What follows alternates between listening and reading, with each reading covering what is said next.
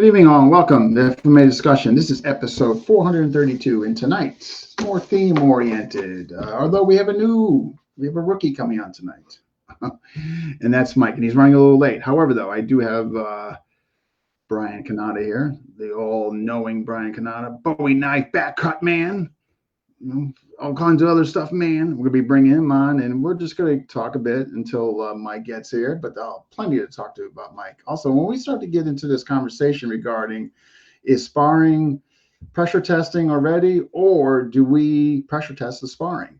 So hopefully we're going to get you guys some input on the audience. I thought it was very interesting because I think this can go in numerous ways as far as the conversation. But first of all, we're going to make the distinction. What is sparring, the degrees thereof, and what constitutes pressure testing?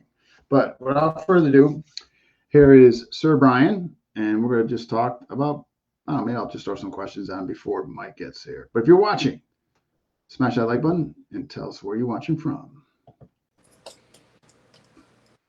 Man, we got Ace, the man with a full-time FMA school. We got Greg from down under. All right. So Mike's, he should be here soon. So I figure I'll just throw some questions at you. All right, here we go. And you answer them the way you want to. Just a little entertainment before Mike gets on here. All right. Sweet. Yeah, edge or blunt? Edge or blunt? Your preference. For what? Let's go with self-defense. Oh, okay. I'm tracking. I always believe in results and ease and practicality. And just like Terry Trahan says, it's easier to turn out the lights than to drain the pipes. That is a neat analogy. I never heard that before. Wow. You know, if I'm going to defend myself given my druthers, club over a knife. Absolutely. Yeah, unless, right. If you could turn off the processor, right? Just the hard drive. Wow. I mean, there's a lot to be said for edged weapons use, for ease of carry and all of that. But, in an ideal world, give me a good heavy club. Yeah. I mean, I can stab you in the face and we can still fight. I can hit you across the face with a table leg that's sitting next to my door. You ain't getting up. No, I don't think so. Yeah. All right. Let me think of another one quick for you. I'm just thinking randomly here before Mike comes on. Attribute development versus drilling. Whatever you want to say on it. That's a yes. You need to develop attributes. Let's not look at fighting. Let's look at basketball. All right. Why do you do drills in basketball? What are you doing when you're drilling in basketball? You're improving your attributes. You're improving your speed, your stamina, your accuracy, your ability to perform techniques. One of the big problems I see in general with a lot of martial artists, and this will kind of lead into what we're talking about this evening. Those that do like to spar, they want to get right into sparring. They want to spar all the time. It becomes addictive. And I understand why, because it's a lot of fun. But that loses, if you're not constantly working to improve your attributes, your motor functions through drilling, you're not going to bring your sparring to another level. You have to have both. Fair enough. Otherwise, again, using that basketball analogy, would the Lakers spend their practice time just playing other teams and never spending time working on their dribbles, working on scenarios, working on passing drills, all that stuff? What do you mean, the three ball? Yeah. Same thing with baseball, same thing with every other sport. You have drills that develop and improve your attributes. Yeah. And then you have scrimmages, which would be our, sparring, as most people call it. Again, my opinion. No. Again, guy. Hey, Maynard, we're just waiting for Mike to come on, and we're definitely gonna get right into it. I promise you. And we got Sean here. Hey, Sean. Hey, Eric O'Brien. And again, and Maynard. Mike Raymond. Yeah, him. But okay. Yeah. Okay.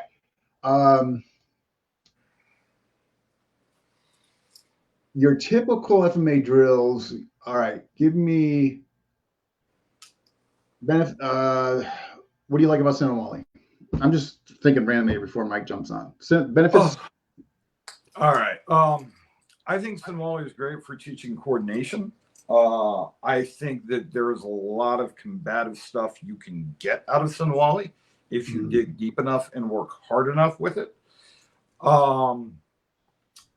I think it helps develop what's called body symmetry, the ability to reach toward ambidextrousness, which is, kind of that ideal Espadi Daga master in the Philippine martial arts. It leads down that road. But I also think that a lot of people get too caught up in really complicated patterns that aren't doing anything other than what I like to call Marshall Morris dancing. They're clacking sticks, they're moving around. It's impressive. I'm not saying that they haven't put in They skill set, being in time, being in but cadence in the moment. Sure. Yeah. applicability is not that is not forefront in their minds. They're much more interested in mastering the drill than mastering the skills that the drill can teach. I think that's fair. Yeah. I mean, I like, basics in Wally, heaven six, heaven and earth, and earth. It's just multiple tiers, learning how to work your hands in conjunction at different levels and how to throw at different targets. Yeah. And then like when you make the connection to like Silat and, because I know you do that with, Burden, if you look at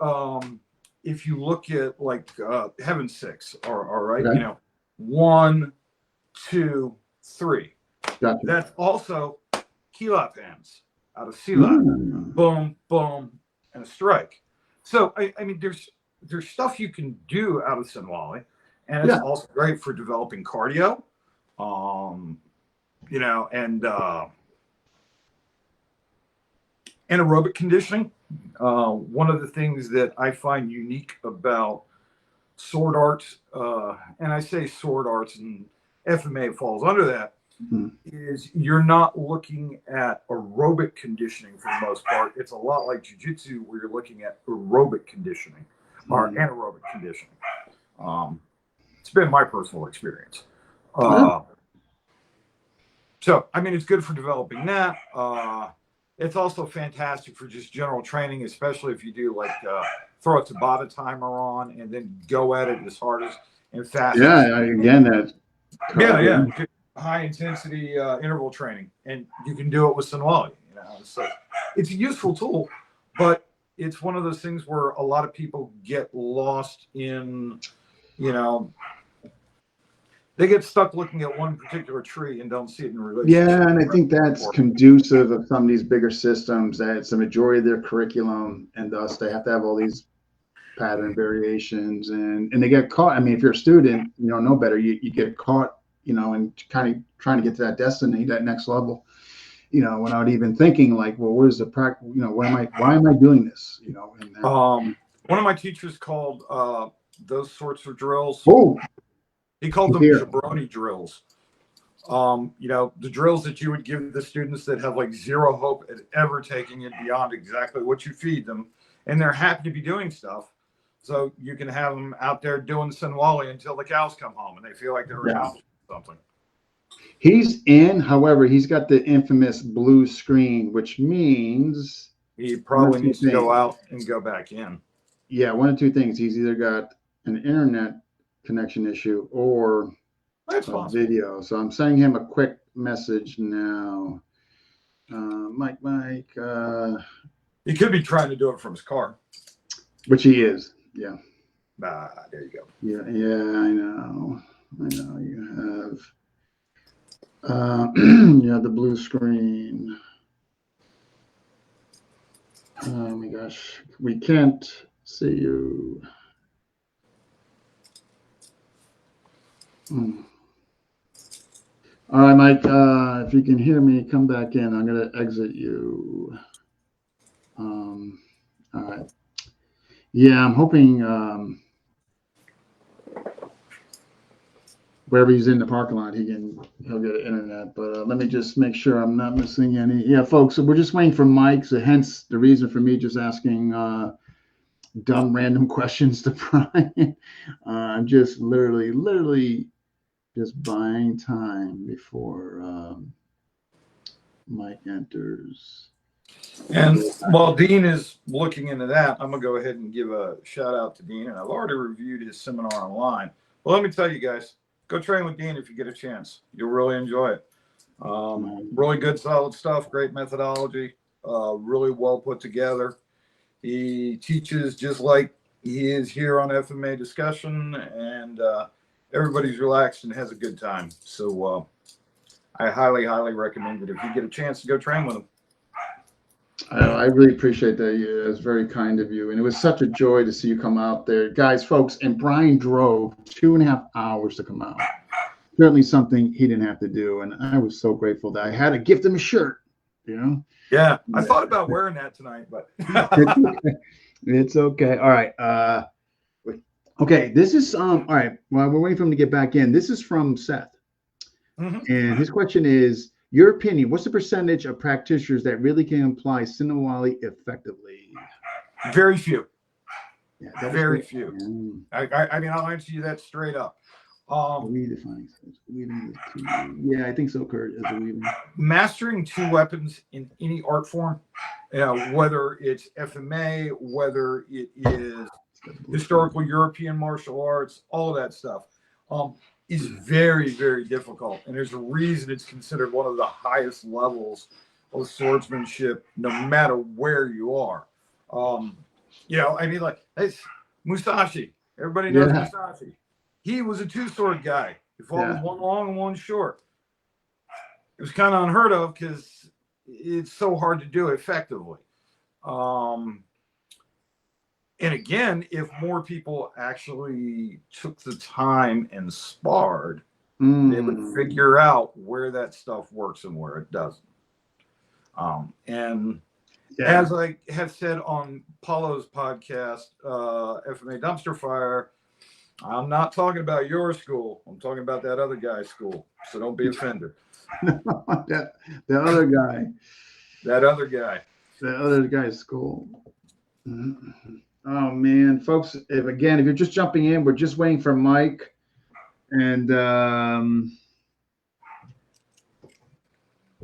infamous blue screen is generally an indication of poor internet or camera issue on the device he's using, which is a phone. So hopefully he's going to get in, but I'm almost thinking maybe we should jump in, or what do you think? Or give him a couple minutes. And we got Renee here. Well, I mean, we can just continue talking about things for a few more minutes. Yeah, okay, let's do this. I'm going to bounce back up because somebody mentioned something I think is worthy. I think it was actually Maynard. Hold on.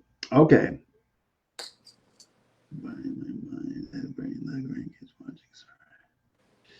All right, he's back, but again, I'm not seeing him, which means there's going to be another blue screen. I'm not sure what he's got going on here. He needs to pull up next to a Starbucks. Yeah, I don't know. Or Taco Bell. Sure enough, blue screen. Yeah. Yeah, Mike, if you can hear us, unfortunately, if you can, again, you either got an internet issue or you got something going on with camera. It's one of the two things when we get the blue screen. So try to get to a better internet source, or that. I don't think it's your camera. I think it's something to do with internet. No, if he's using, because like I've chatted with Mike before via video chat. Okay. Camera worked fine. So yeah, so it's internet. It's internet. Yeah, it's most likely signal strength. All right, we'll see what we get. Okay, here's okay. Okay. All right. You need to have a discussion on who bad, Lou bad. Who's bad, Lou bad. Because most of the things I've seen is just dumb. You know, you should watch. Bryan right here. His quick pick vid. I thought the way he did it was pretty incredible with the pressure. Um, but I tell you what, why don't you speak on that while I'm trying to get Mike situated here? Um, I have theories about why Hubad Lubad, Lubad, however you pronounce it. I'm a big dumb American white guy. My Tagalog is worse than many other things. Um, that drill, sometimes called Cadena de Mano, seemed to be sold as an energy drill due to a couple of very specific instructors during the early 90s. Hey, you got it. Yeah, you got an internet. And when you look at how it was presented, especially in that seminar format, you end up getting a lot of I don't know. How far away from home? slappy stuff where everybody's doing it and making their points of contact out on the ends of the arm where there's like zero control, and it's done Where are you dead. right now? You know, people just standing in front of each other going 1, 2, 3, punch. You know, but if you apply some actual forward pressure, All right. When you you start in to fine, see all right. the potential of that drill. And like Just, Dean said, if you go through the quick right. bit stuff, I do a quick bit and I show it with a partner. I show how not only is there combative applications of the exact drill itself, but it's also a way of chaining together some really basic movements that everybody should know in that are, you know, fighting empty-handed to be able to do that effectively. Now, mind you, I'm talking about striking, not grappling, although Hubad tends to kind of flow into that eventually. But, you know, the first movement of Hubad is nothing but a parry. Whether you're doing it inside or outside, if you can parry a jab in boxing, you can do that first movement. Then it's a parry and a reinforce. And once you understand this, we change from this whole timing of 1, 2, 3, strike to it becomes a single fluid motion. And, you know, here, of course, I demonstrated this way because, you know, I'm feeding back. But the reality is the two hands in Hubad almost become an X block, an intercepting X block that you can then feed into a punch. But the big key is pressure, forward pressure. And if you don't have that forward pressure, all you're doing is playing patty cake. Which Renee just puts in there, a lot of pressure, including kicks and sweeps. Matter of fact, what I do with my guys under the blade, take it and blah. It's from there, find arm drag and find disarm. You know what I mean? God, yeah. I love an arm drag out of Hubad. It's absolutely. To access equalizer and all that. The way I teach it, much like Paulo uses Sabayan, I use Hubad. And, you know, first you learn the mechanics and you learn to do it with pressure. Then you learn to find the spaces in between the movements and do things like take control, access weapons, just completely deflect them and get out of there instead of engaging in a protracted thing. You know, tactics. What are you trying to accomplish? And there's so much you can play with that drill, but you have to have the right mindset. You have to have the right pressure, and you have to build up incrementally. You can't just sit there in class or with your training partner and go 1,000 miles an hour because all you're accomplishing is getting faster with that particular partner, and you're never really getting the benefit of that drill. Yeah. I don't know if you heard this before. I was kind of dealing with Mike and trying to multitask, but it's from Kurt. Kind of going back to Sinawali. I'm just kind of playing some catch up here. Are we defining Sinawali as the weaving of two tools or just double stick? You were mostly talking in regards to double stick, correct? Yeah, mostly double stick, not necessarily two tools, because using a shield and a sword is a very easy to accomplish thing to fight with. In fact, it's one of the best ways to use a sword is with a shield. But the movements of using two weapons, Cariaga, a case of rapiers, katana and wakizashi, that's a whole different ball game. And it takes a lot of work to make that work. But sensuality is what leads you into the coordination to be able to use those two tools together. Okay, he's all right. Are we? It's okay. Here's if we are boxing and I tap your jab, that is lubad.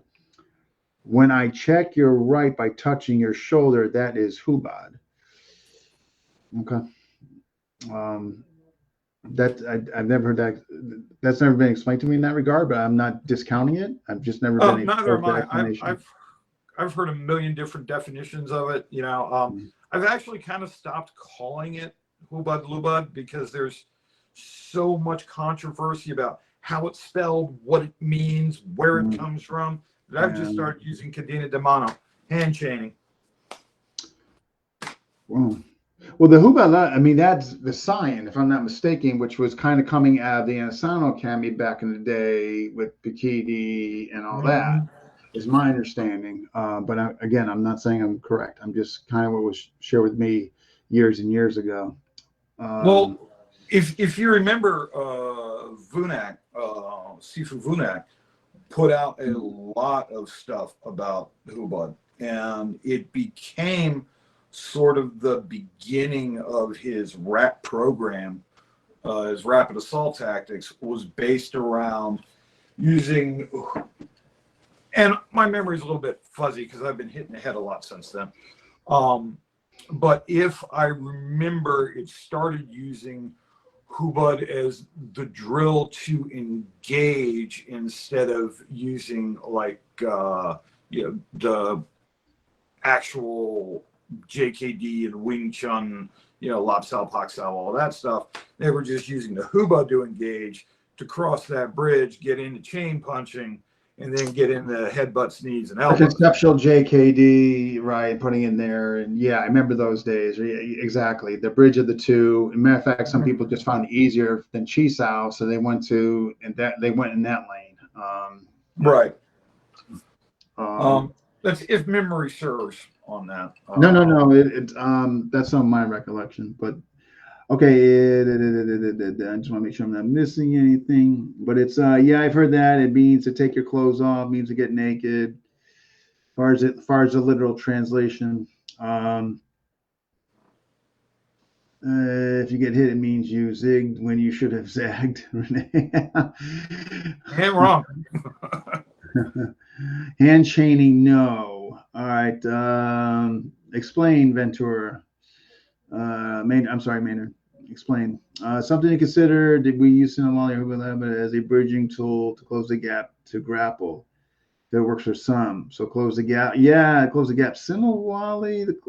Wait, let me just reread this so I'm not mistaken what he's saying. Put it on here.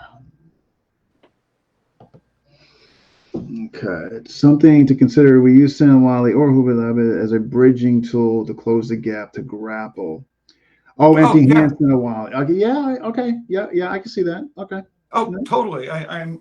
But again, if you're just dancing around with it in class and not applying forward pressure, you're never going to cross that bridge. All you're going to do is go through clicky clack movements.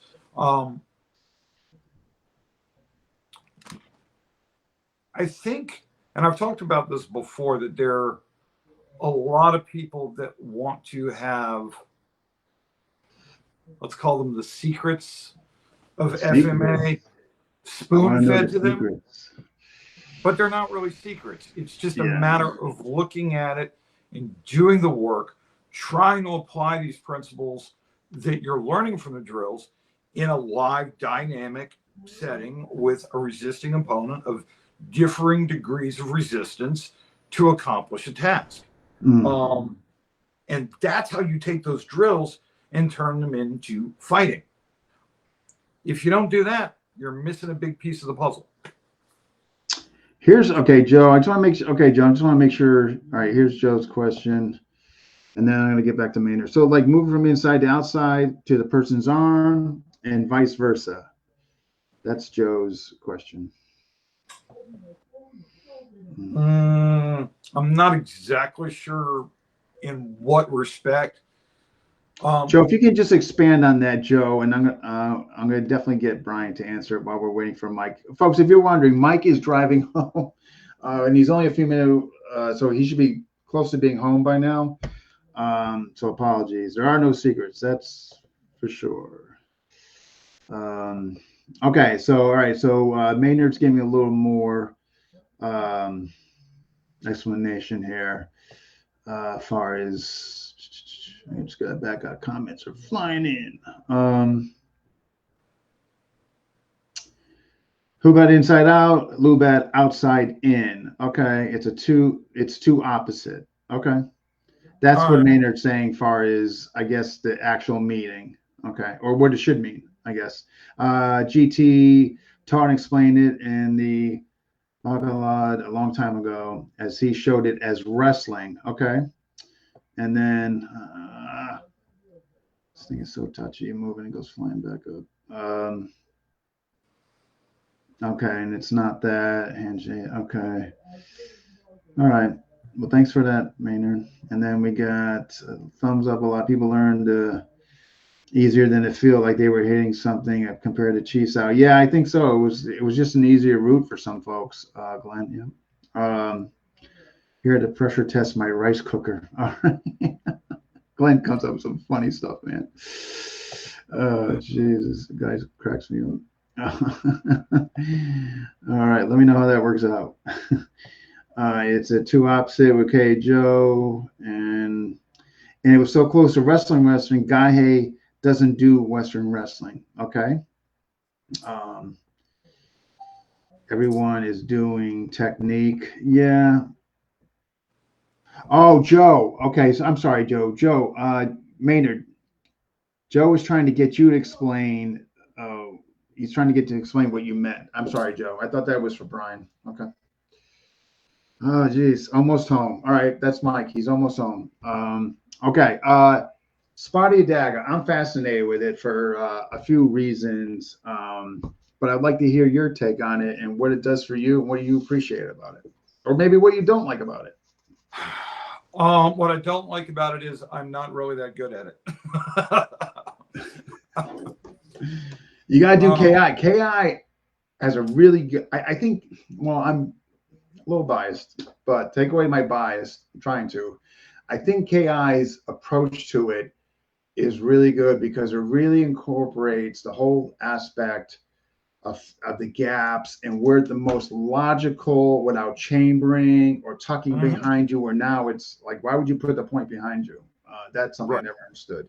Where it's, one up, one down, or they're able in concert, and one's able to stab, parry, assist with parrying without the cruzadas. So I think you would like that.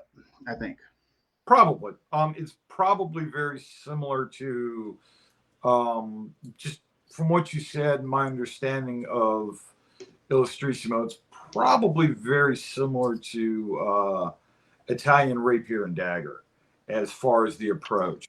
And that I enjoy a ton. My big issue with Spotty Daga is I have trouble in the Filipino style. I have trouble employing the dagger in the controlling fashion that I use my live hand. And I know I should be able to easily make that transition. However, that's not always the case. And my personal footwork does not lend itself to that particular style. And that's 100% on me and my lack of pursuing that. I actually like to play with two sticks, but I like to take like a regular rattan stick and hold it in the middle, more like what's like the African stick fighters with the small shield and a Yeah, stick. yeah, yeah, yeah, yeah. Yeah. I really like that. That's a lot of fun. The Zulu. Yeah, Yeah, it's much more of a Zulu thing than a Filipino thing, yeah, yeah. but still a ton of fun and works better because for me, because I'm less concerned about getting thrusts, which is really your primary method in a spotty daga is the thrust. Yeah, it's difficult. If you spar around it, it can get really messy depending on But have you ever played around with this? And you might have. So I certainly don't want to come across like I'm trying to tell you something you don't know. But as far as you were mentioning your hand and all that, like in other words, if I'm doing, let's say I'm doing a cruzada, I could do this, right? And then Mm-hmm. whatever. However, though, sometimes you can get a little more tactile by letting loose the upper two fingers. Ever play Mm-hmm. that? Yes, I have. It's funny. I was having a conversation with it related to a string of videos where Phil Elmore was demonstrating some stuff, and he was doing this, and he didn't know where he picked it up from, and a lot of people were commenting that it was bad habits and all this. I'm like, no, that's like really old school FMA, And if you remember, he was saying how it had always been part of or taught at schools where he was studying, so he glommed onto a lot of it, and it totally makes sense that. And as far as doing things like Espade Daga, and if I just focus on like gunting methodologies where pairing and cutting, Yeah. that's fine. That's no different than doing this. Yeah. It's when you start getting into the really high levels of strategy and really thinking in that next level of, okay, we're getting the bind, we're rolling the bind, I'm coming over that with the thrust, but I know he's going to block that, so somehow I've got to take this longer weapon, come to the outside, turn. There's a huge chain of thought process. Oh yeah, no, it can get complicated. I mean, yeah. That I find it's much simpler for me to go through that. Man, let's call it the OODA loop. Let's call it your combat logic, whatever you want to call it. It's easier to play the chess game with less moves. It's a nice way of putting it. Yeah, I'm just getting Dean. What is your preferred length between the long and short blades? I think that the 28-12, or 30 to 28 on the sword, 12 around 12-inch on the dagger. Spotted dagger looks cool for sure, but does it really have a place when you find yourself armed like that? No, definitely not in the street.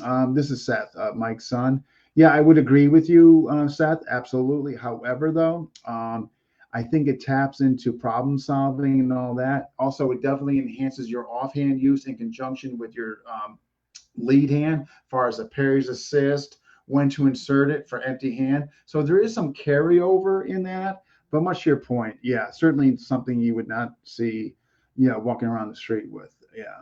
And this brings up Mike and Seth. Yeah, Seth. I see Mike in it. Yeah. Yeah. Brings up a really good point, and it's one of the beauties of the Filipino martial arts, is that if you study it properly, there's a lot of stuff that you can do that is intellectual self-development, developing attributes, developing a lot of stuff just for the sheer joy of making motion and art with your body. At the same time, there is stuff that you can do that is deep down, dirty, and practical.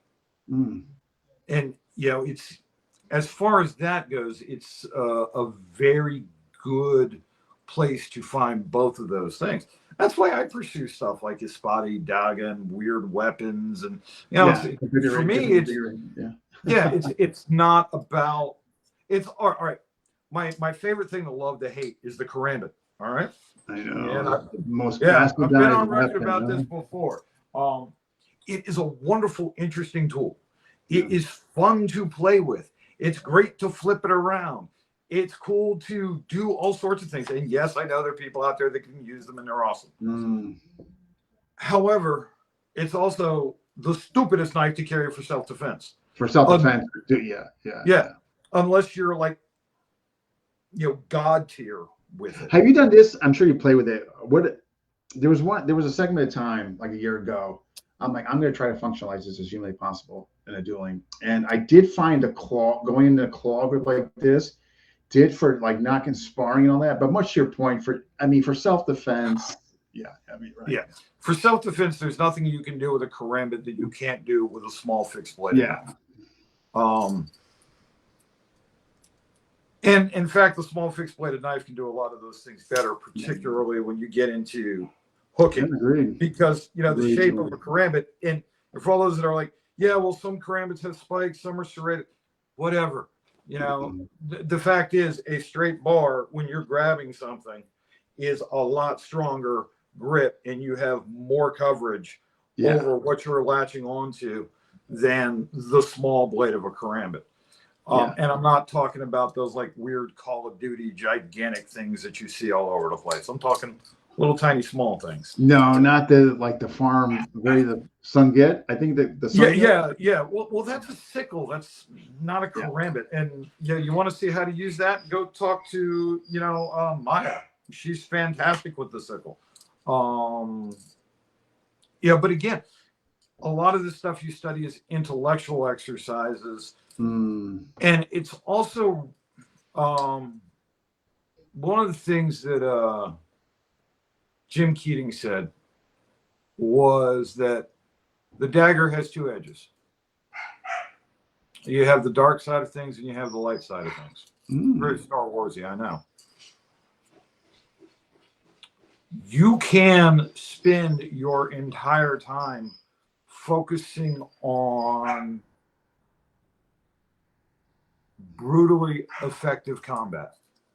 You can spend your entire time doing the equivalent of, let's say, Medusa, because I'm a big supporter of Medusa. You can make that your sole focus. But the problem I see with that is that there's no balance to it for me. I see a difference between the intellectual pursuit of the sword and edged weapons in general versus training combat, training to fight, training to deanimate somebody. Yeah. And you got to keep a balance, just for your own personal, without sounding too hippie, for your own spiritual good, Yeah. We got something for Brett here. Brett's got a question. Question only you guys could answer. Could it be accepted that Cariaga expressed with a paring blade and a chief's blade could be a spotted dagger, or would that be considered dos pares? Not sure, Brad. I'm not sure what dos pares does. It's a joke, Dean. It's a joke. Dos pares, pairing. Oh my God, I'm a little. Oh Lordy, That's a good one, Brett. You got me. A little slow at the take here tonight. It is. I'm distracted because of Mike being late here, man. And Mike's FMA is overrated. Dean's almost there. Yeah, get on here. That was Chef's Blade, Brett Reese. Was he joking? I guess he was. All right. All right. Yeah, folks, he's almost home. But this is off the fly. We're just making up, talking about stuff, so it's not too bad. Yeah, I mean, it's a fun conversation. Oh, look. He's saying it wasn't a joke.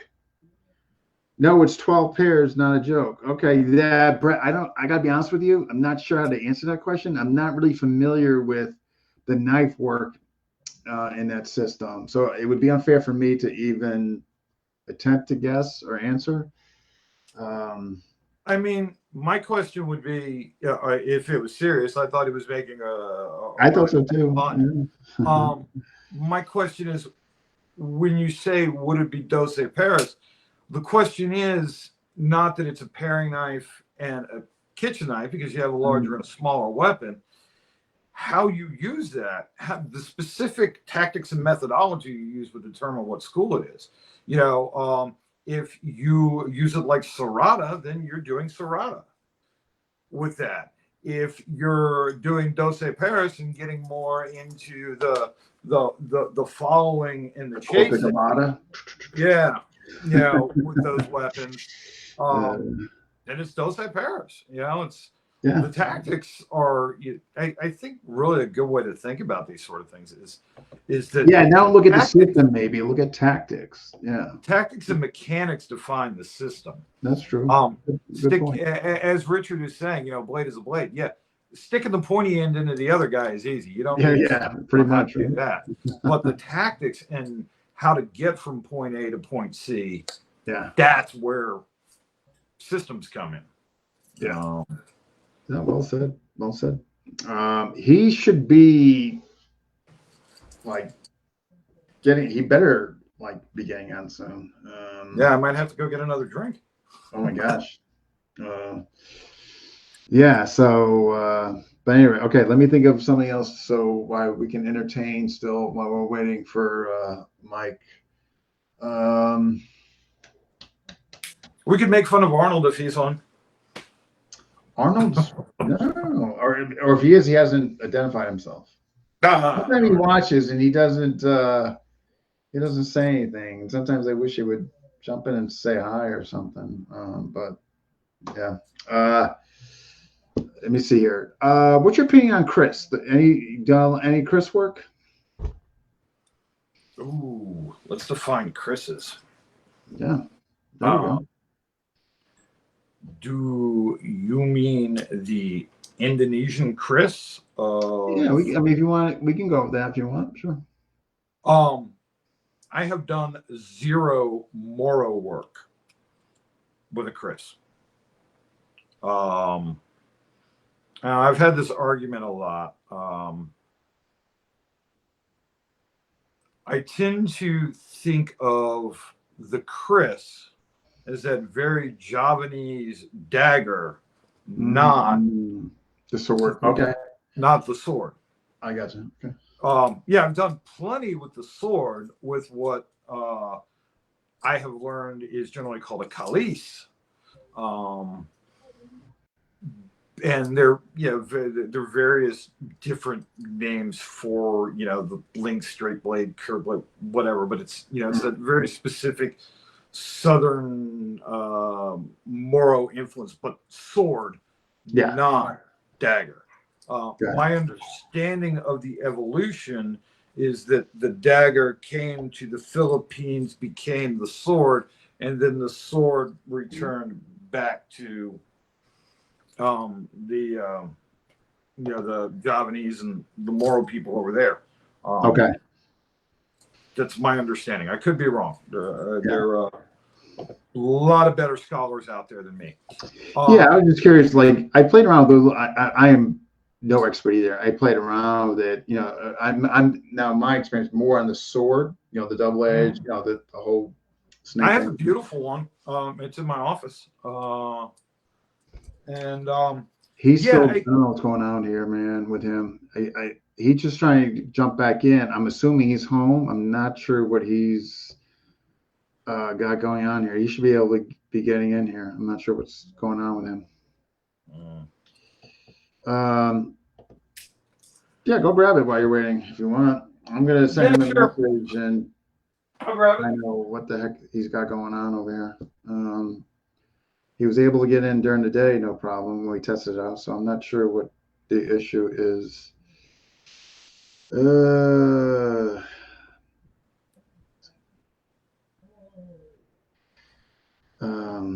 Blue screen.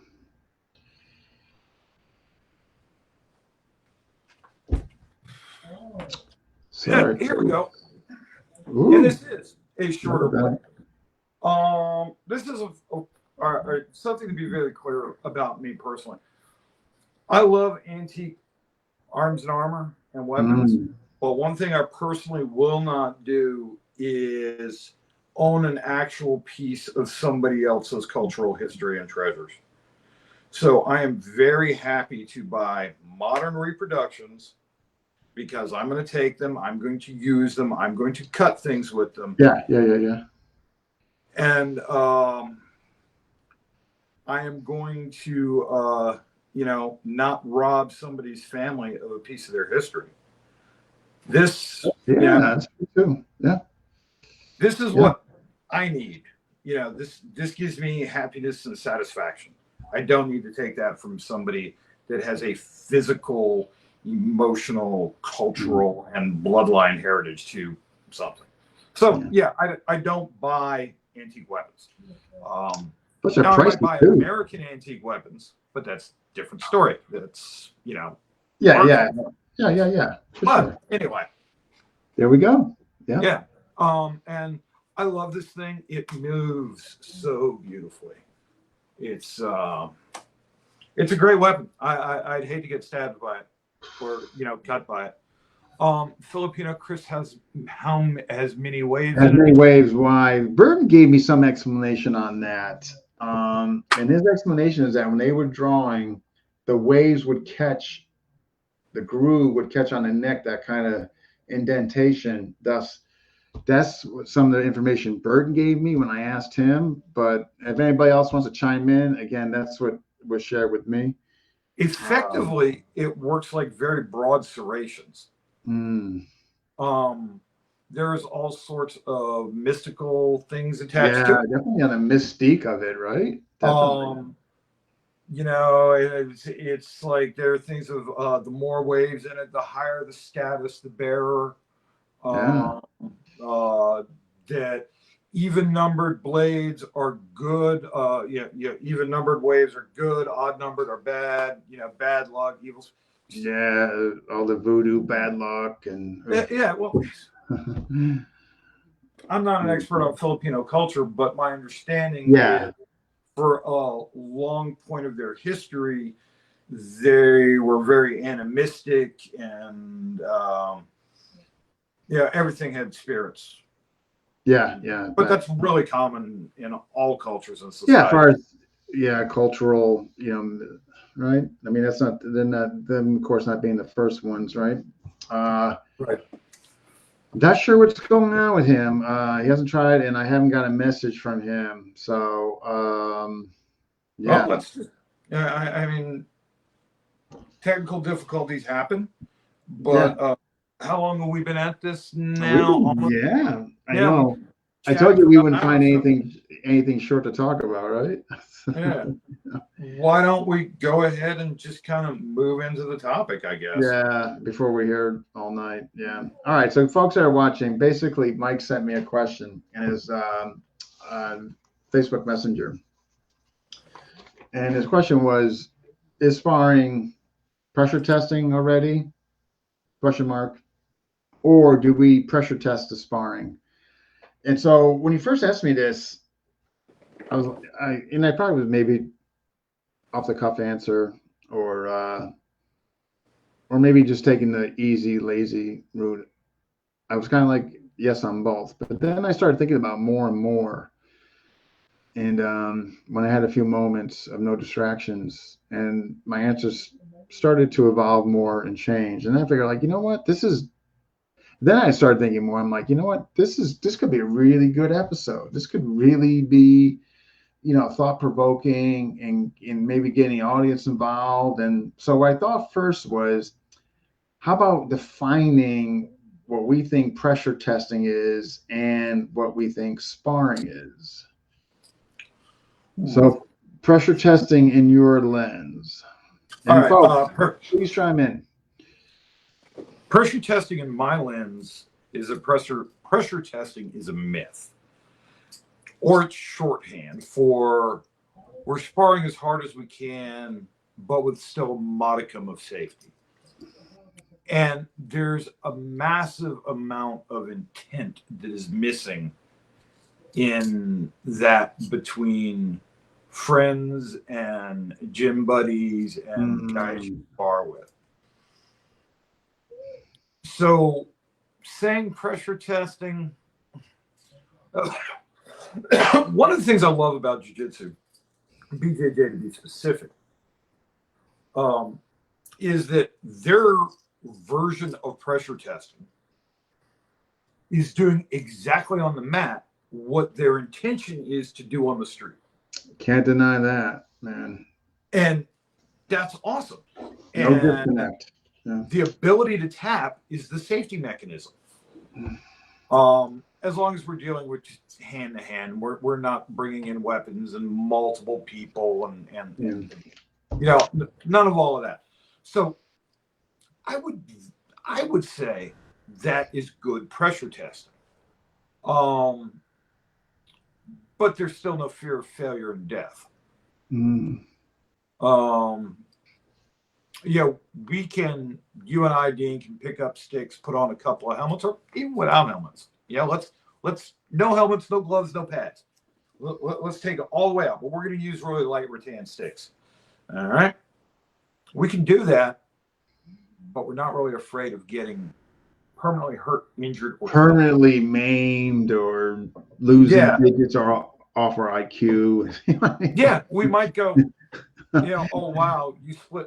Look, there was, as an example of what I'm talking about, in colonial America, there was a game that came over from the British. It's called single stake, and you'll see some people do this. So they still practice it, and it's basically a way of training cutlass that the Navy did. And it was kind of similar to like the German fraternity dueling, but it was done in bars because, you know, we're Americans. And these two guys would stand in front of each other and they would have leather baskets around their hands. Yeah. And they'd have sticks. They were about the size of a cutlass. And the only target was the head. And the way you won was to crack the other guy's scalp open and draw blood. My point is, even, you know, with like hardwood, we still don't have that fear of death. You know, there's not another person standing in front of us trying to drive a spear through our gut, trying to do 100%. everything to make sure that, you know. So you take that intensity, that intent away, and no matter how well we can simulate and account for things, it's still not the same. So you cannot empirically say that you are, especially when it comes to bladed arts, that you're pressure testing it, because the unwritten implication, the assumption behind that argument is that pressure testing means that it will work to defend yourself and your loved ones. Okay. He's trying to get in. He's home. I'm not sure what is going on. He came in earlier today. Richard made a comment here. Also posted. But Mike, if you can hear me, you're not coming through. You're getting in here, but we're not seeing or hearing you. So I mean, sure, testing things against other systems is a valid way to test things, but again, you're not really testing the system. What you're testing is your ability to apply that system in a fluid manner against people you're not used to. One of the reasons I love to spar people that I don't know is because if all I do is spar people I know and we spar regularly, I just get better at fighting them. I don't get better at fighting. I don't get better at applying my skills. Right. Yeah, I know. It's I'm sending him a new link here. Good point on that. Like you're getting right. But I just sent him a new link. Hopefully maybe the new link will work, but I'm not sure what he's got going on. He's definitely we got a comment coming in there from Brett, a longer one. Yeah, he's not in. Try the new link, Mike, if you can hear me. Yeah, unfortunately, folks, I'm not sure what's going on with him and his internet. But anyway, so all right, so okay, in your opinion, let's define sparring, and I guess the degrees thereof, or the isolations, or whatever. Um, I define sparring as the next step after drilling. Okay. I'm going to expound on that. Yeah. A student starts drilling. That's where they're learning body mechanics, they're learning patterns of movement, they're learning how things feel with a compliant partner. Mm. It's training wheels. Yes. Then you move into sparring. Now, this is how I view sparring, and this is how I approach it with the people I teach. I make a difference between sparring and free fighting. Yeah. Free fighting is practice for competition. That's all that is. It is practice for competition. Now, sparring is task and goal focused. Mm. Generally, you should have a significantly higher level practitioner and a lower level practitioner. Okay. The higher level practitioner should be of a high enough skill level that they can control what the other person is doing and they can dictate the pace of the fight. Mm. The let's call person A the student, person B the instructor. The student doesn't have the skill the instructor has. The instructor could step out there and smash them easily. Mm. So, depending on what you're trying to accomplish, the instructor or senior student should be fighting 10% above or 10% below the level of the student. The conditions of victory should be well defined. And what I mean by that is it's not, let's see who wins the fight.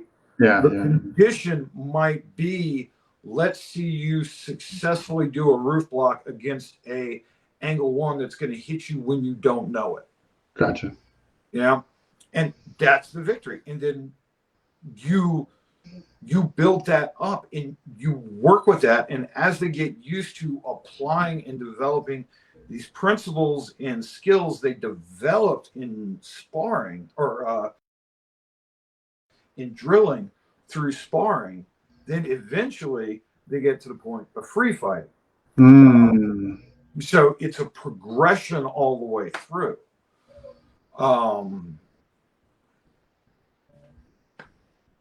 And again, to circle back to pressure testing, if you are successfully able to do certain techniques against a relatively equal opponent or even superior opponent, Yeah. at almost full speed, almost full power, then you can kind of have a hope that you might be able to do this in a self-defense situation or on the streets. Yeah. Yeah. I understand. Yeah. What about taking this consideration? Like, and these are some of the things that, like, I've really thought about when it regards to pressure testing is, okay, all right, I'm going with my partners. I'm testing this stuff out, for lack of a better way to put it.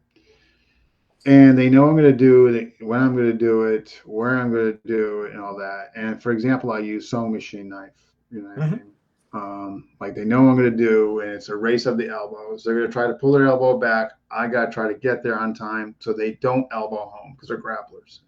And so the short of the long is that, I guess what I'm getting at is, if I'm able to do that at a pretty high percentage, knowing that they know what I'm going to do, as far as the defensive side,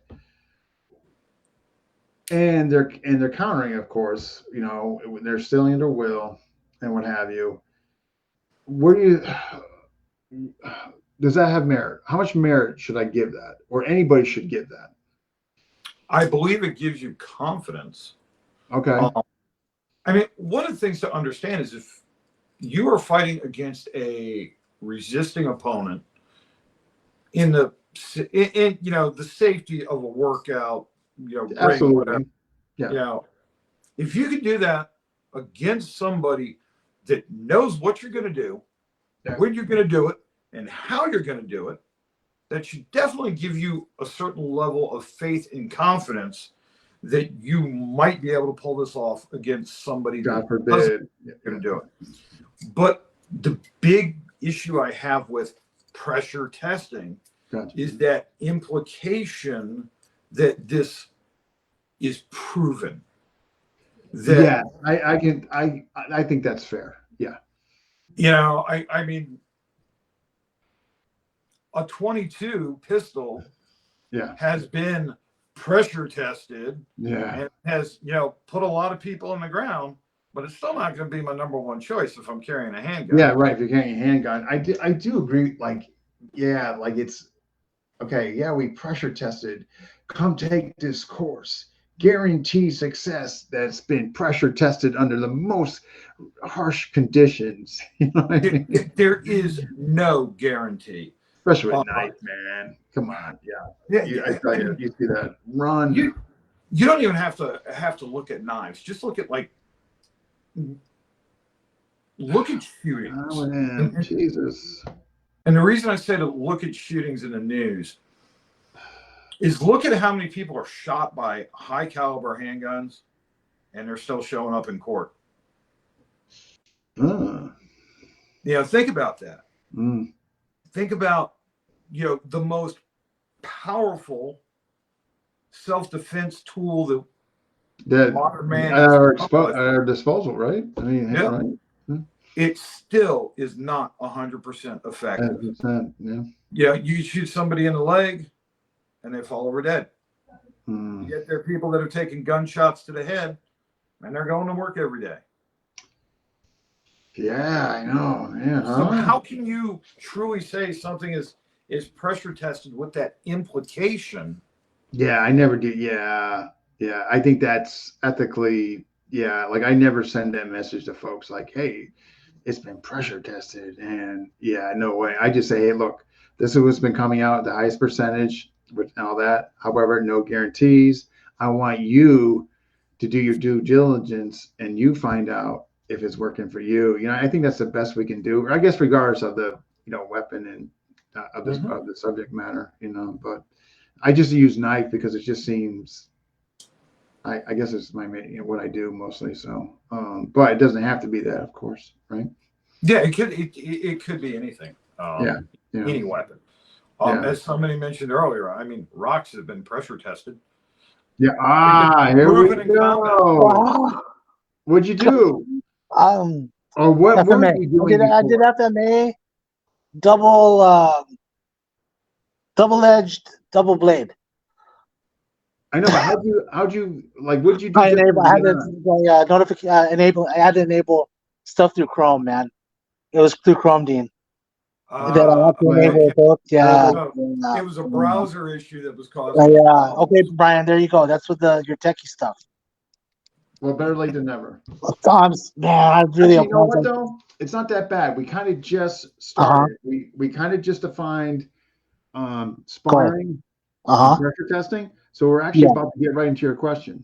So really, no worries. Now I was thinking. The question was, is sparring already pressure tested, or do we pressure test the sparring? That's what you said. Before we get to the sparring, correct. What did we do to get to the sparring? We had to drill. That's what we could pressure test. We pressure tested drills. We, as FMA people, we kind of modified drills to make it combative or make it. Because could you say? Oh, now here's another question. Could we say combative and pressure testing they're related? Now, see, I'm kind of going off on a tangent, but you know what I mean? Yeah, I know. This is what we were talking about. So, yeah. Yeah. Okay, cool, man. Because I was trying to listen to the podcast while I was figuring this out. And another thing, Dean, I saw a lot of cool names on the comments. He's going crazy. He's probably going crazy. Okay, a lot of cool names, including, like who's listening to the podcast right now. I apologize, everybody, that I had some technical difficulties, but um, what was I gonna say? You're here, so no biggie. This is not the fun of me. I was, I'm really thankful and grateful that you invited, man, because I'm not one to crash a party, even in the Yeah, past. you should let me know So beforehand. And I thought it was nah, hey, like I was telling, yeah, so invites, everybody man, yeah, deserves to be invites, heard.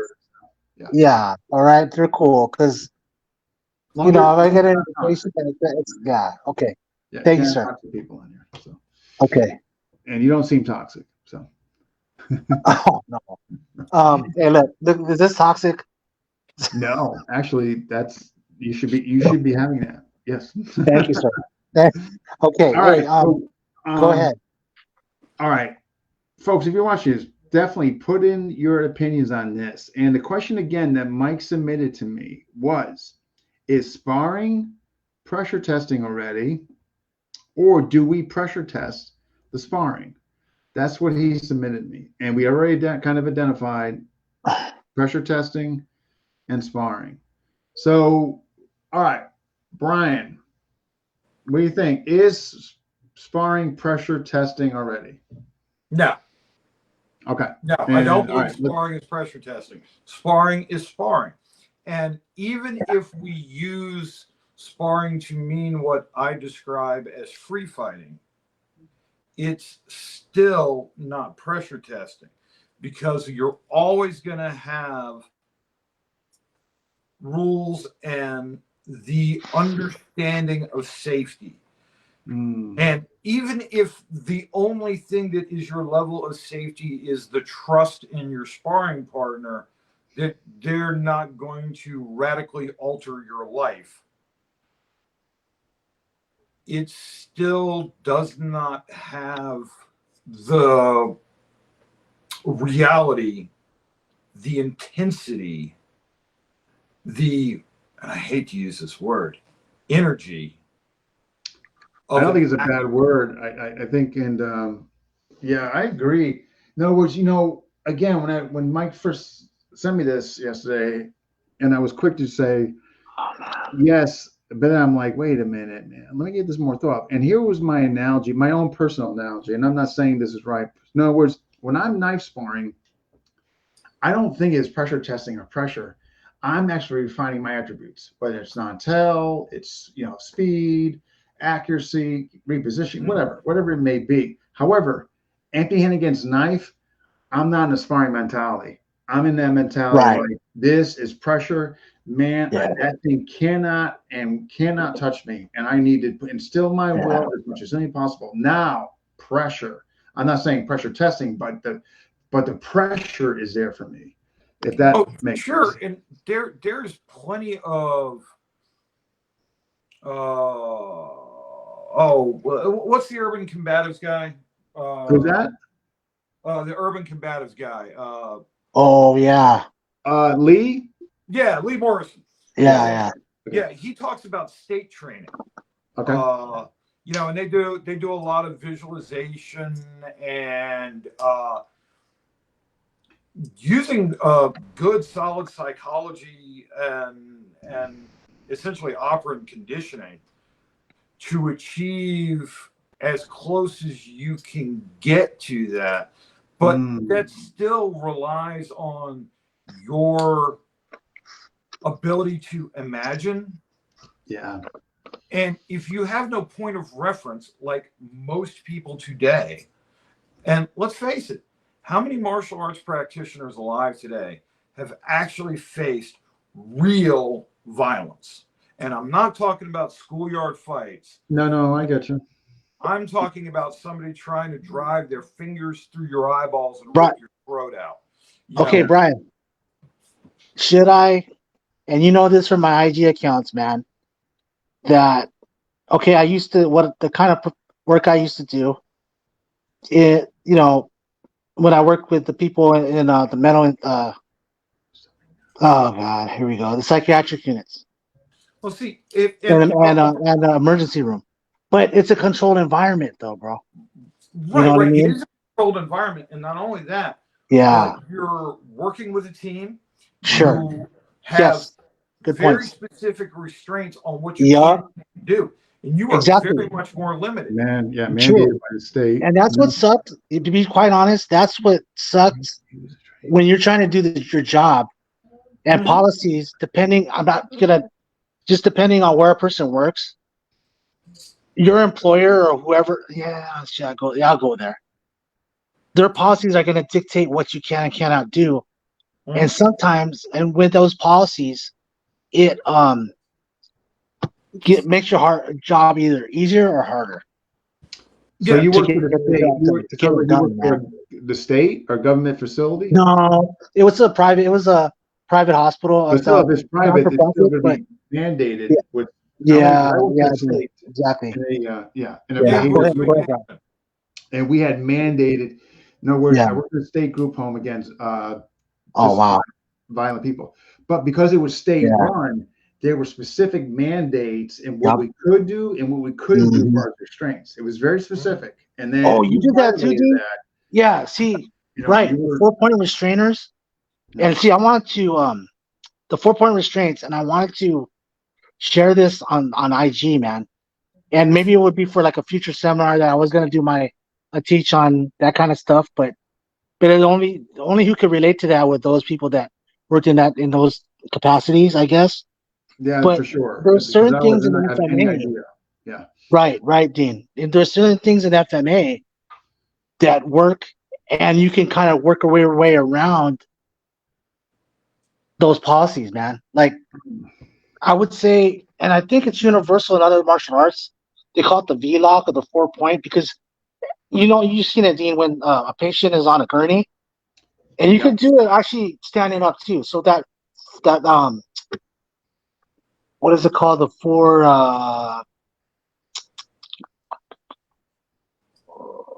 what lock is that now? Because I'm thinking Larry Hartsell stuff now.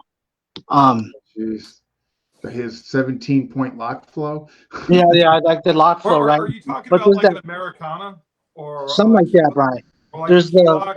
figure four. The Figure figure four. four and the V lock look similar. All it is, and we already know this, the plane changes. So the plane is, you got the vertical plane and then you got the horizontal plane. And then you think of Dean, like you mentioned, the when a certain person's on a gurney, you got to put them on the 4-point restraints. That's where you interject. You sneak that in there, Mm. but then and then your team holds the other appendages or the Yeah, the legs. the ankles, 2 at the ankles and 2 I at don't miss those the days, wrist. man. I gotta be Yeah, honest with you. I don't miss those Oh, days. I don't. Man. Hey, you know what? It took a lot of stress.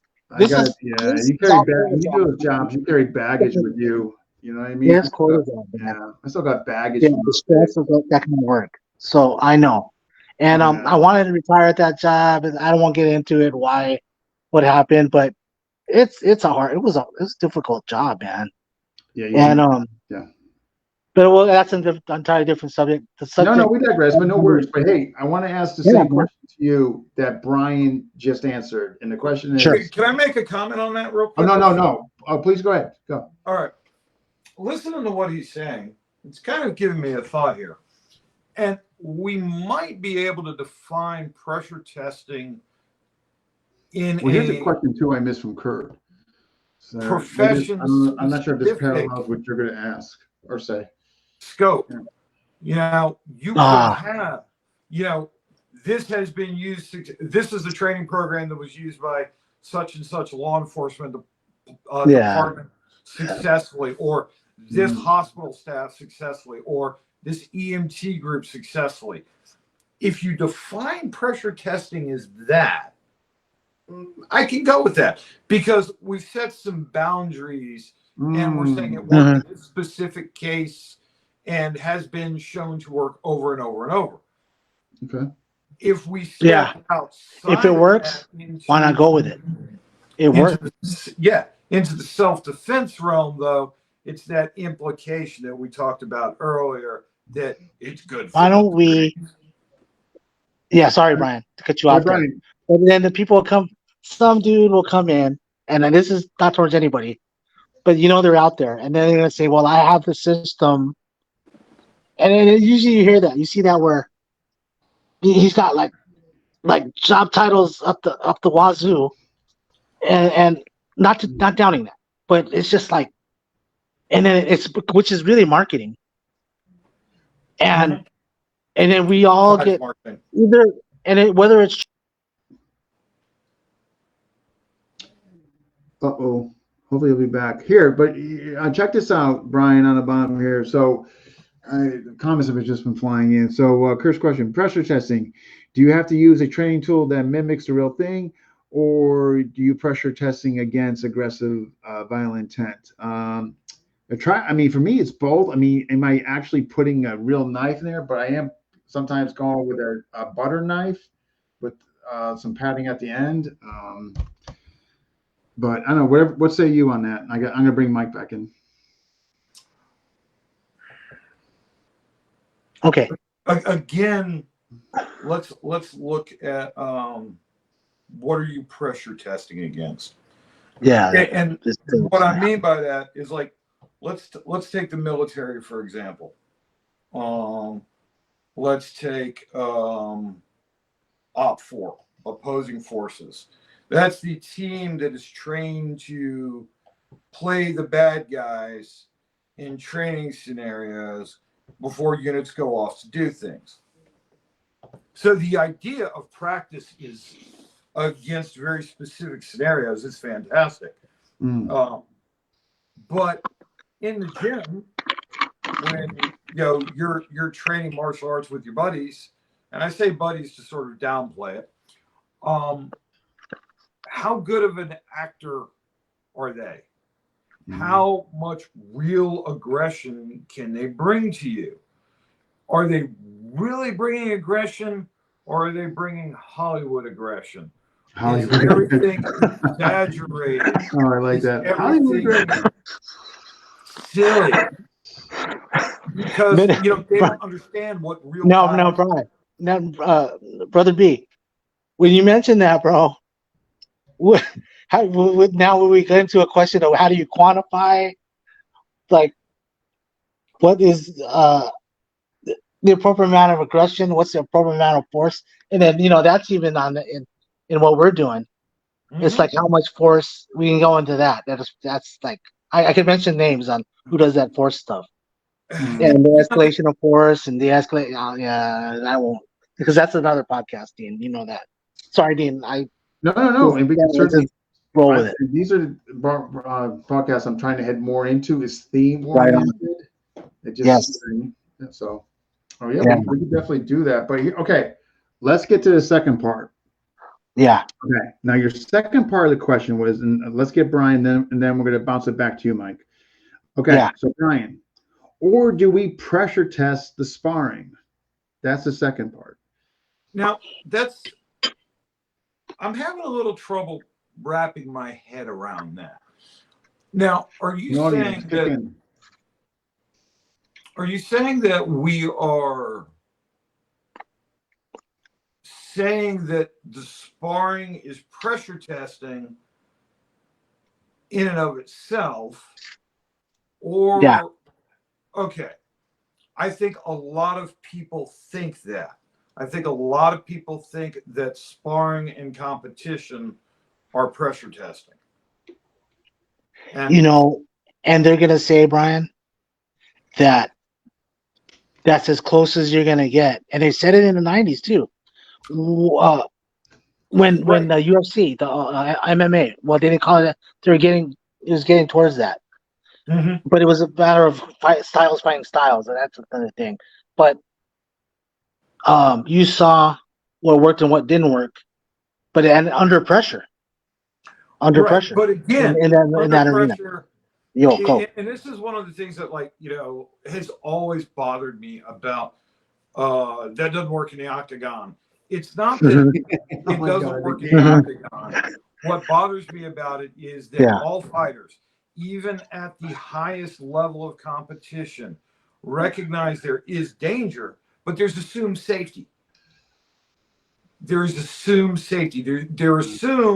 that the ref is going to step in and prevent them from, being in a wheelchair for the rest of their life, or, having brain damage.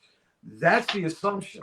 when somebody has got you, when somebody just runs up and picks you up and body slams you on the concrete, and you can go on YouTube and see that a million times. Yep. And you're sitting there flopping like a fish. There is no assumed safety. There is none. And the energy and intent is different. It is very, very different, even at the highest levels of competition, because we talk about it all the time. Sports, 90% of sport is mental. It's outthinking your opponent, but you have the luxury of studying your opponent. You have the luxury of having a rule set that you operate in. Great point on the studying. Yeah. And, you know, you don't have that opportunity That luxury. in a real life violent encounter. Yep. And again, I'm talking on the streets. We do have the luxury of studying our opponents through military intelligence and all that stuff, but it's a very different thing. What we're talking about, or at least my assumption, is we're talking about that street level, you know, Batman and his parents kind of mugger in the alley sort of thing. You know, so we don't have that opportunity. We don't know what they're going to do. I know somebody that here in my little town of Augusta, he was walking along with his wife. They were coming out of what used to be the best Chinese restaurant in town. A guy came around the corner behind the building, put a pistol in their face. It was her, him, the baby. And he demanded all their money. And said, "Give me your money or I'm going to kill you," blah, blah, blah, blah, blah. They complied. They did, you know, everything we always talk about. You know, hey, give him the wallet. Let him go. As soon as he was done, he went, "Oh, you guys have seen my face." Oh, horrendous. So, you know, you never know. Think about, like, and you know, I hate to bring it up, but go back to 9/11. Yeah. Everybody was comply, because that's what they've been told. That's what. Yeah, I know. Yeah.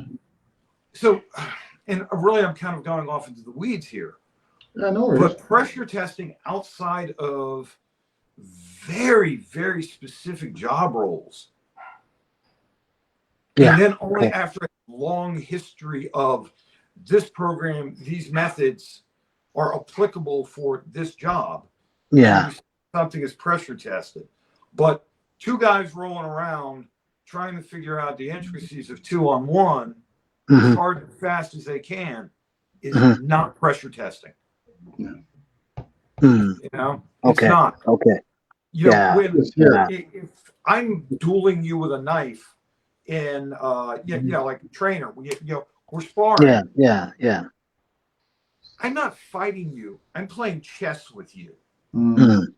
I'm trying to. All right, he likes to go this way, so I'm going to fake here and counter here, or he always drops his shoulder. So, and we have luxuries to do stuff like that, which you don't have the luxury to deal with in, say, works in real life, is when the guy steps around the corner and ambushes you.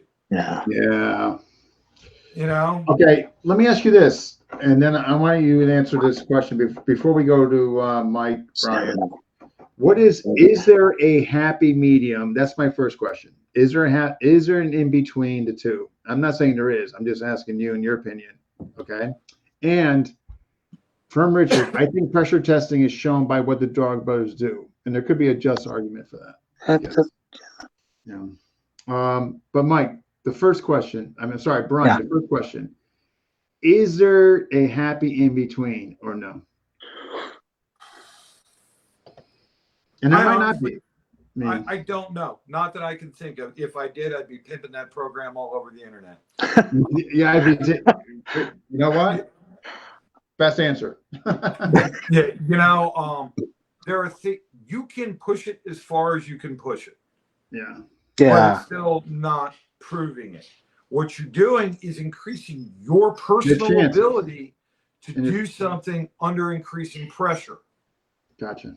You know, you're never really getting beyond that until you actually have to do it. As for the Dog Brothers, what the Dog Brothers do is still done very safely. There With is the helmet and the gloves. well, even without the helmets, even if helmets come off, because it's in their motto and the way they approach things. You had Mark on here, and Yeah, you're not allowed. In other words, if you're higher than the person you're going to, you're not allowed just to thump away on them if you're trying right, to and bring them you're up never into the going to squat. go out there and destroy somebody. So Yeah. it's just a much more intense level of sparring, but it's still an assumed function of safety, and there is a lack of real murderous intent. No, good point. Good point. Good, true. All right, Mike. Yes. Question for you. And while you're Go ahead, answering, Dean. Go ahead. excuse me, but Yeah. Oh, yeah, go ahead. So basically, you're going to answer your own question. Part two. Do All we right. pressure test the sparring? Your opinion. Say it again.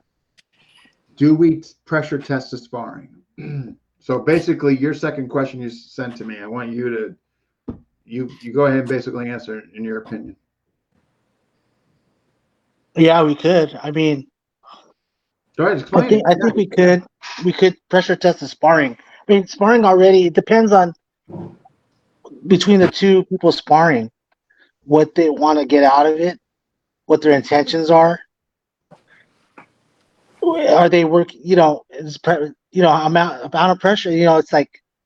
But then again, when they're going at it, sometimes they'll get out of hand, and maybe when it gets out of hand is when it's really the pressure. Did When that they let the kind of pressure, go a little? the intensity get out of control? Yeah, and then it's kind of like when in sparring, it's like the guy doesn't know their own strength, or a gal, it doesn't matter, whoever, and it's not like, and I don't know, I don't have the answer of the reason why they don't know their own strength, but we always all know that person that is like that, but I don't know if it's a matter of that. See, I'm trying to No, pinpoint take your it. time, man. Take your time. No rush. But to answer my own question about is it pressure testing? Pressure testing sparring. I think there's things you could add on to the sparring to make it to have that pressure, more pressure, and to develop certain things. We've Okay, all Mike. talked about attributes, What did Maynard's? tool So, Mike, I want you to development. look at what Maynard said here. Oh, go ahead. Go ahead. Are you testing the sparring method in addition to what you're talking about? Are you testing the sparring method as well? Sparring method? Yeah, I mean, is Maynard's he asking saying like that. the specific rule set Yeah. that you're Yeah. See, sparring again, under? even within Or sparring, there's rules. So you just get, they had that thing back in the 90s, and even now, I don't know if they ever say reality based, but and then you could say what is reality based with pressure testing too. I mean, I don't know, that's a little bit, you know. well, reality based is Yeah. kind of a misnomer too. Yeah. See. Yeah. I mean, Right. I think reality based is as much to do with marketing as it does anything else. Yeah. Yeah, reality based, 100% tested. Come to here and see Yeah. for yourself. We've all seen that. What these guys Whether, put yeah, themselves that, through. good, yeah, exactly, man. I know. Now, send your Yeah. $99.99 in for this. Oh, hey, he was like a top secret of the most secret high echelon, you know, and I was, I answered to the the the Sultan of another galaxy. Come on, man. And I was the personal intelligence officer. That kind of Here, I want you guys here. and I then want all you guys that is marketing. We know that. I want you guys to like You get can here. test I want the you guys to answer sparring this. method. Yeah. Okay, Brian, you can Yeah. test the sparring method. Absolutely. Yeah. Mike. Yeah. Go you ahead. can test the sparring- Go ahead, Dean. Same question for you. You can test the sparring method. It's from Maynard. You agree? Depend on them. Yeah, you can. Depends on the You can method. test anything. What are you testing Yeah, you for? can test anything. That's the Depends on the question. method. What is So, the right. So method? For. basically, are you talking about testing the overall methods then? Yeah, it Okay. could be an overall thing. It could be a specific method, or it could be an overall method. If it's just like, hey, this is general spar, that's the I think that's overall what it is. And then you get into the specifics of like what method. I'm gonna go get with. We're gonna work on tool development through pressure testing. We're gonna work on um, evasion and defense through pressure testing. We're gonna isolate. We're gonna get to mismatch lead during sparring to develop tools. And how would you deal with a mismatch lead, a person that's a lefty or a righty, Mm. or a person that has double weapons versus a single weapon? Stuff like that. That's when you start isolating. But that's like tool development. That's other things. And that ties The into list what I was goes on. talking Yeah. about when when I was defining sparring versus Uh huh. free fighting, is because that's where you isolate techniques and set specific tasks and goals That's cool too. for somebody Yeah. to accomplish under pressure and guidance from a significantly more skilled student or an That's instructor. cool. Um, and somebody there was a comment before, What's and that? there was I don't remember who said it because it was a long comment, but they were talking about it being progressively adding more and more pressure to the student. Let me see if I Um, can find it. Okay. and I'd like to actually Uh, address that. I will say if this stick comes at you, it's not that one. Let me see if I can find it. You say it was a longer comment? Yeah, or at least the way it showed up on my screen. Okay. Can your training partner? That's seminar related. Um, Perhaps memory of the technique learned. Okay, here's something I see. Sorry, Glenn. Here's something if you guys want to comment on this from Glenn. It's a while back. Yeah, adrenaline for sure. Something.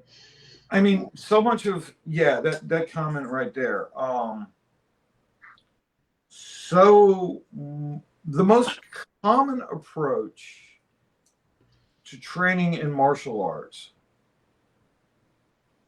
at a high level altitude, at a high level view, Mm. is stimulus response. Ooh. This is the same technique that we use to train our soldiers. This is the same technique that we train with boxing. However, the problem with pure stimulus response training is it kills creativity. It assumes that all Mm. answers are contained within the system, and it does not allow you to strategize. Okay. All right. And because you have to be able, especially when it comes to edged weapons, it's not about power. It's a little bit about speed, but it's more about, can you outthink your opponent? Yeah. Can you create the kind of pressure to force them to react a way that allows you to take advantage of it? Mm. So you're talking about drill. You're talking about drills with resistance. I mean, you can certainly call it that. I just differentiate between drills, which are static cooperative or static cooperative compliant exercises. Yeah. Sparring is Yeah. where you take those exercises and you make them specific but non-compliant. Mm. Then free fighting is where you go out there and you practice for competition. You try to beat the other guy, not accomplish a specific goal. Yeah, you could call it that. Sparring is really uncooperative Yeah. resistance. I mean, you can't disagree Sure. with that, right? Yeah. I mean, I'm It not going is. to disagree with that at Yeah. all. And I suspect that Certainly we reasonable. all really more or less agree. I mean, everybody in this podcast right now, as the audience, we're more or less pretty much are saying the same things. Just we're kind of coming at it at a different viewpoint. Yeah. And Yeah, that's Mark Makita was Very. really good. This is so true right here, and it's too Oh, much of amen, FMA. amen, amen, amen. You know, where Hallelujah. they're too Praise the static and highest choir. cooperative. All right, Yeah, Brian. All right, yeah. brother P. All right, Um, cool. That is. Hey, my good. Hey, Jesse. I hope you're doing well, man, and the kids. Thank you.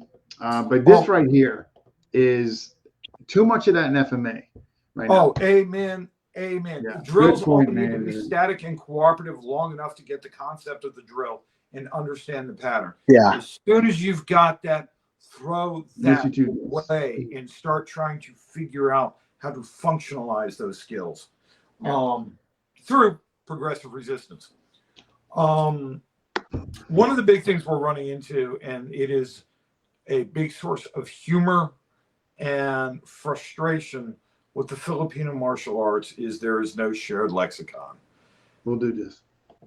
You know, you call the drill hubad lubad, somebody else calls it cadena de mano, somebody else says it's this, somebody else says it's that.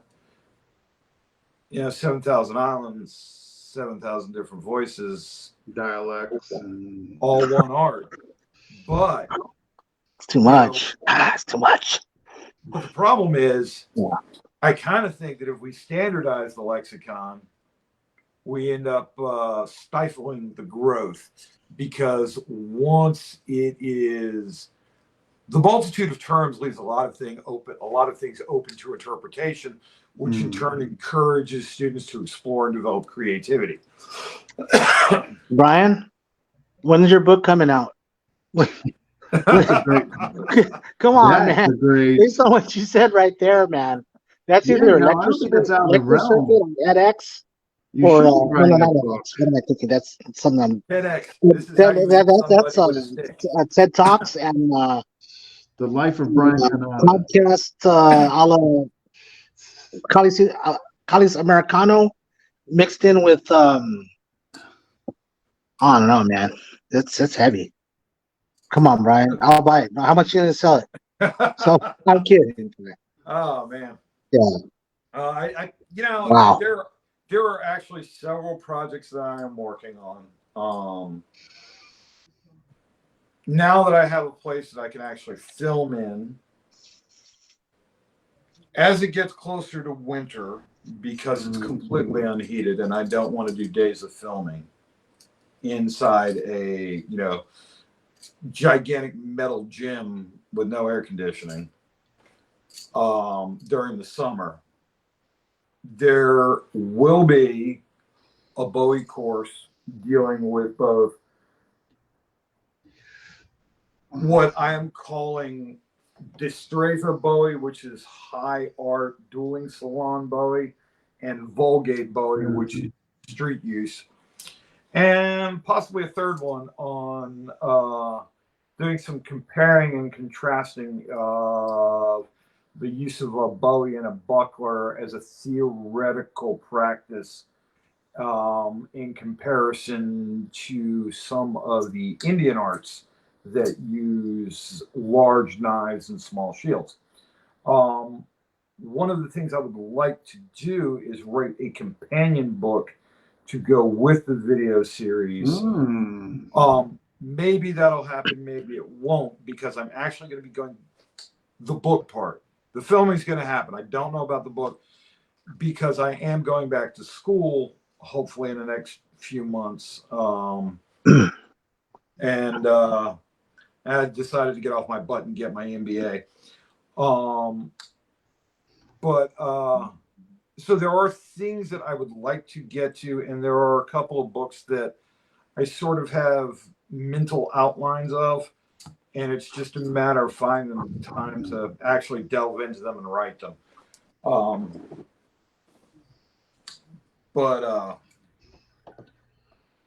Yeah, we're having video courses hopefully done by mid next year, if everything goes well. Yeah, Maynard, you should definitely comment on that. I think a lot of it is what Tom said here, depending on, you know, what we've been exposed to as far as the terms and all that, the dialect, or who shared it with us initially. That definitely with Tom can change and all that. So yeah, I think it's just unintentional, but I know I've been guilty of definitely naming things wrong, particular a drill or what have you, and giving it another name, for sure. Mark Makita brings this up in. By the way, I'm going to plug his Sombrata course for you FMA guys. Go buy his Sombrata course. It is amazing. But Who's that now? I'm sorry. Who was again? Mark Makita. Oh, okay. All right. Yeah. Dude, cutting edge stuff. But one of the things he does is he talks about shared lexicon and the fact that we have so many different names for so many different things. And frequently we have terms that mean the same term that mean different things depending on what system. Okay. One of my favorite bugaboos is I'm not disagreeing with you. Just more or Yeah. less giving some of the reasoning, I guess, why it Yeah. happens. But yes, definitely so. like roof block. Some people, some systems say this is a roof block, vertical. Some systems say this is a roof block. Yeah. So, and there's a very big difference between those two blocks. And one of the things he's really big about in his videos is discussing terminology and trying to, for ease of communication and translation of concepts to an American audience, he is using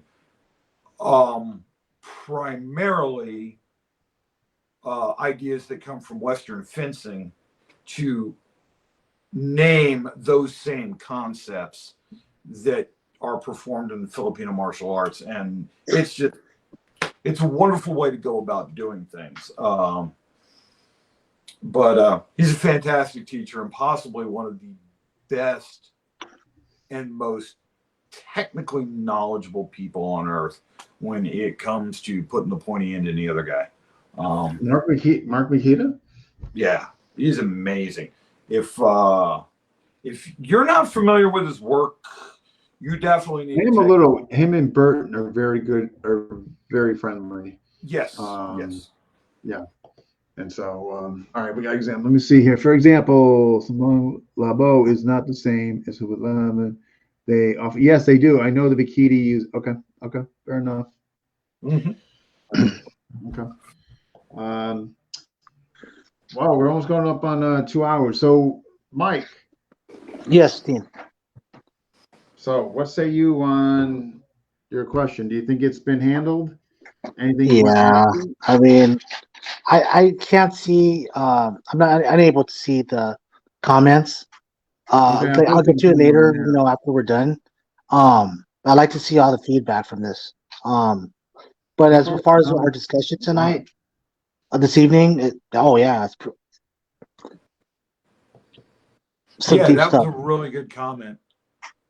About comparing the state of FMA today to martial arts in Japan in the 1600s, about how things are slowly becoming standardized, how all the various systems are making connections and similarities. And this is kind of what I was talking to you about last weekend when I said, after all this infighting at this point, the schools and the various systems, we've had enough disunity.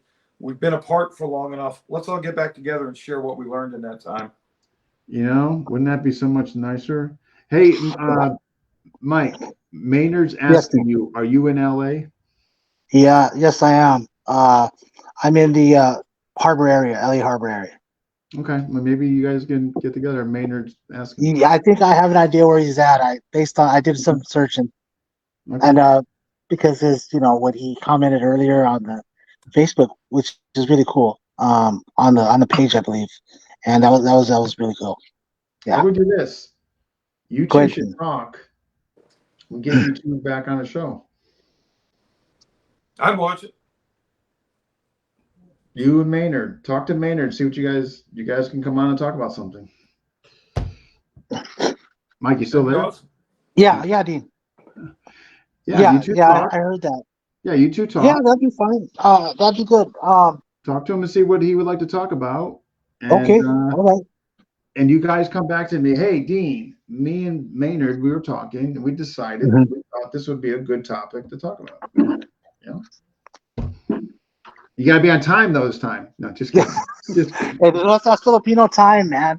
That's called You what? FMA I mean, you really on wanted the steroids. Filipino time, No, man. no, no. I mean, that's And you it's a didn't bring secret. me lumpia, so It's a secret. No, you gotta go FMA.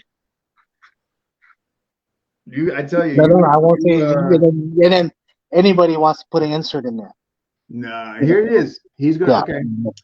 So this is from Maynard. He is going Good. out, he's going to contact you, Mike. Okay. All right, Yeah, sir. you guys come up with Sounds good, something. Maynard. I'd be Sounds more good. Yeah, than you happy could to, message me on chat. yeah, That'd I'll be be fine. happy Thank you so to much. get you both on. Okay. Yeah, we'll do it. You know what I mean? All right, final thoughts, Sir Bryan. final thoughts.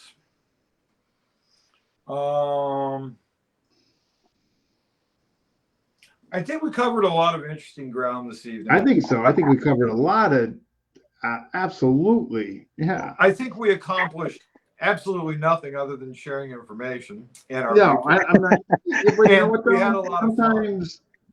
Sometimes these are need to happen. You know Yeah. what I mean? It doesn't have to be so in depth and deep. You know what I mean? Just Yeah, conversations just like this. You having know? fun. Yeah, and you know what? And Go this, ahead, Brian. like I don't I want to. said, it Yeah. felt like sitting around, the dining room table over a couple of beers and having a talk. Yeah, You know, man. Definitely. But I think that the concept of pressure testing is 99% marketing. We all, in our various schools, I find can get ways behind that. It is. It's of necessary. pushing ourselves to the next Me too, highest bro. level that we can. However, it has no real bearing on what real conflict is. It is still, it's training, it's pantomime. We are recreating a scenario maybe of something that did happen, but it's not real time. Even though we're reacting, oh, hell yeah. Let me tell you, the best training sessions I've ever had were over a bottle of Jack Daniels. I know.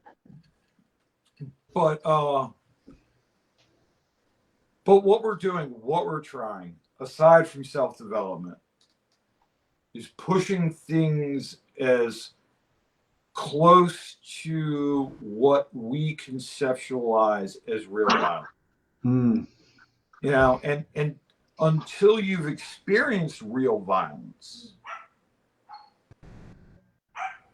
you're not going to understand what it really is. Everything is theoretical. And I really hope, for everybody's sake, that the only violence they ever have to deal with is theoretical. Yeah, I agree. Yeah, right now wishing not upon anybody just for the I sake of agree. experience, right? Totally. We all agree on that. And you know what?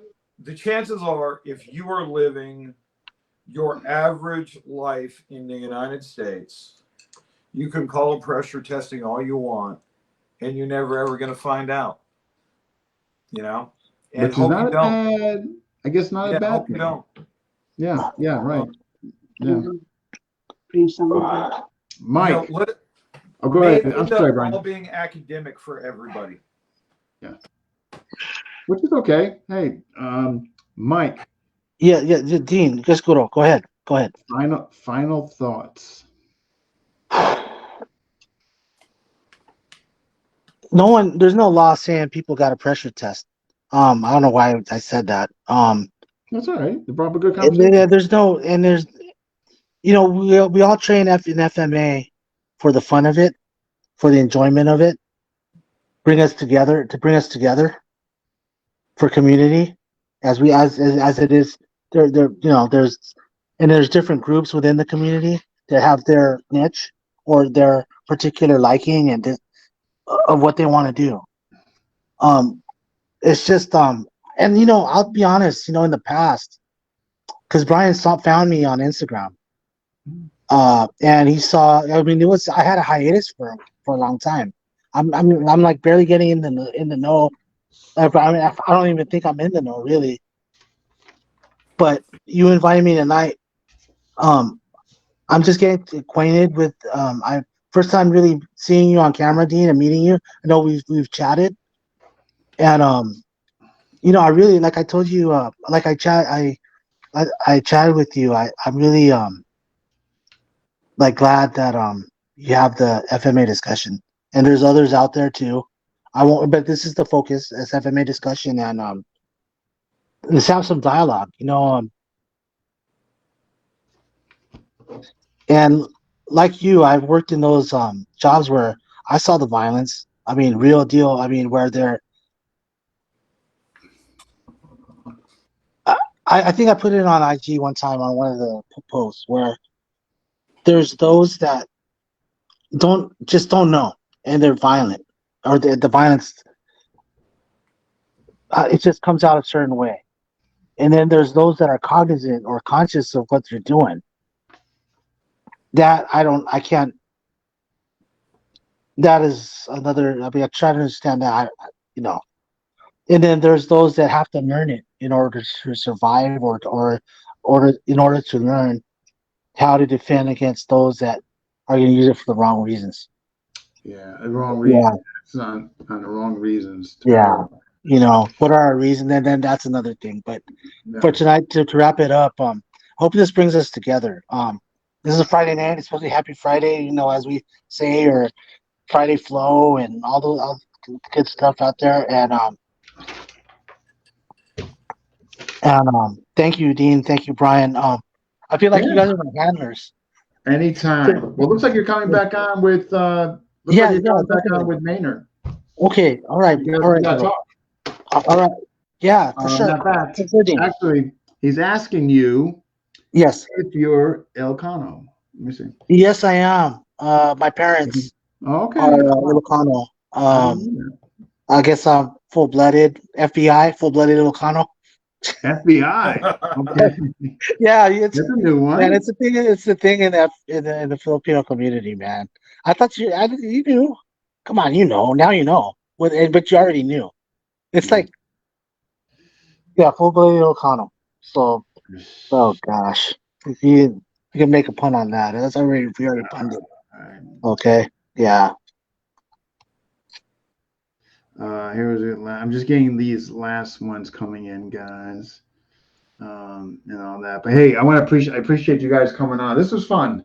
This is kind of more what I want to do. I don't mind getting the bios on folks. I mean, that's fun too. Don't get me wrong, but this is why I really like to dive in. Just get like-minded folks and just talk about Yes. whatever. You know what I mean? Yeah, man. So. Should we one day if we could all get together, coffee, water, bring the 24 pack of water after pressure testing. No, you need to be the 24 back of Mandela. Oh, all right. I like Modelo. Yeah, I'm a fan. Whew. One of them's calling me like. Oh man, here's the deal. Okay. Does beer? That's it. That's what you should do, Dean. You should just start cracking a beer at the start of the podcast. I know. I hear it. But awesome, you guys. Hey, if I don't talk to you guys have a great weekend. And sounds obviously one way or another, I'll be in touch with you both. But Mike, talk to Maynard. Okay, we'll do. All right, you guys. You take care. All right, Brian. Good, Dean. Appreciate it. Take care, everybody. Okay, we'll do. I will. Working on it constantly, man. Work in progress. Ay. Stick with it. Okay. Don't give up. Yeah. Love you guys. See you guys later. All right, be good. Okay. You take care of yourself. Okay, thank you. Bye. Bye. All right, wraps up. 4:32. Jeez, I can't remember what freaking number. Next episode, Tuesday. Rich Parsons and Dan Anderson looking at the gray areas. or the perceived barriers, and what is my niece, and all that. So that's going to be next Tuesday. I'm not sure on the time, but it'll be somewhere in the vicinity of 7 or 8, something like that. Tequila. Tom. Yeah, I gotta see if that tick. I gotta check more flights, Tom. Those flight prices are scary. Okay, let me see here. I missed. Oh my gosh, tons of comments. Couldn't keep up with them. Let me see. Are they tested by the individual? Was successful how often against how many? What fits? Yeah, all the above, I guess, right? Depending on what your objectives. Yeah, I thought so too, Kirk. It was a good conversation with those guys. All right, folks. Thanks for jumping and watching, and hopefully I will see you Tuesday. All right. Take care. Have a great weekend.